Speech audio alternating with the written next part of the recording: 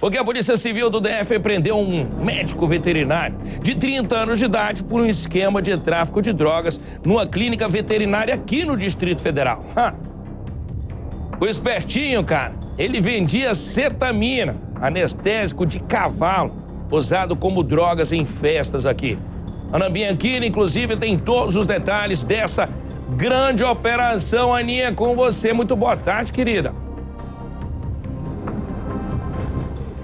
Ótima tarde, Fred, para você, para todos que nos acompanham. Pois é, Fred, que situação. Essa operação foi deflagrada pelos agentes aqui da 5ª Delegacia de Polícia, na área central de Brasília. Esse médico veterinário foi preso em flagrante hoje de manhã e pode responder pelo crime de tráfico de drogas. Isso porque, de acordo com as investigações, viu, Fred, ele se aproveitava da profissão de médico veterinário para conseguir comprar de forma legal esses medicamentos que são usados como anestésicos. Na verdade, é um anestésico animal, mas também usado aí por algumas pessoas como uma droga recreativa. Ele comprava os anestésicos legalmente, mas repassava esses entorpecentes, vamos chamar assim, de forma ilegal para traficantes e também para usuários. Eu estou aqui com o delegado responsável pelo caso aqui da 5ª Delegacia de Polícia, que vai explicar melhor pra gente a respeito dessa operação.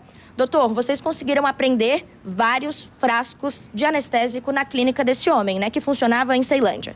Isso, ele morava em Águas Lindas do Goiás, mas a clínica dele funcionava em Ceilândia. A gente já sabia que ele era veterinário, então, como você falou, ele tinha autorização, pelo menos tinha até julho do ano passado.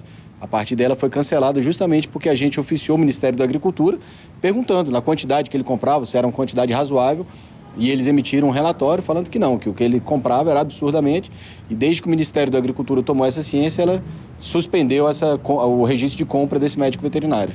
De acordo com as investigações, no último ano ele comprou mais de 90 litros de cetamina, ketamina, que é a mesma substância. Isso é realmente muita coisa, é desproporcional para o consumo de uma clínica veterinária. É, totalmente, né?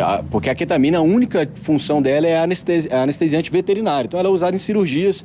E o Ministério da Agricultura e da Pecuária, que foi muito parceiro nosso nessa investigação, emitiu esse relatório, falando que a quantidade que ele comprou daria para anestesiar mais de 1.000 cavalos, mais de 100 mil gatos, o que ele mesmo tentou justificar a princípio que fazia essa quantidade de operação, de cirurgias, e quando eu pedi para ele fazer esse cálculo com dias do ano, ele viu que ele teria que anestesiar mais de 100 gatos por dia, de domingo a domingo, e aí ele viu que a casa caiu mesmo e falou que ia ficar em silêncio até a chegada do advogado dele.